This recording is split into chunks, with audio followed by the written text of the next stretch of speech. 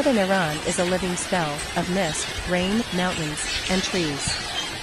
The air here always smells like wet earth. Thanks to constant rainfall, high humidity, and the ever-present Caspian Sea, this region has a unique climate, so different from the rest of Iran. While many parts of the country are dry or semi-arid, the north is lush, filled with dense forests, fertile lands, and flowing rivers. A heaven for the soul and the lungs.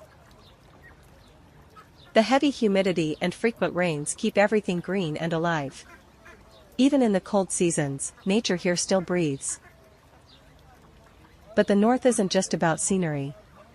Its food is part of its soul, warm and moist in temperament, balancing the dampness of the air.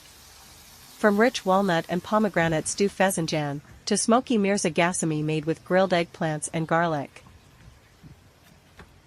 Every bite feels like a piece of the earth, the rain, and a mother's love. Fragrant rice, fresh fish from the Caspian Sea, homemade pickles, wild herbs, and local spices all rooted in the soil and shaped by this weather. Northern Iran is not just a place. It's a feeling. A warm hug from nature, for hearts tired of the noise of the city.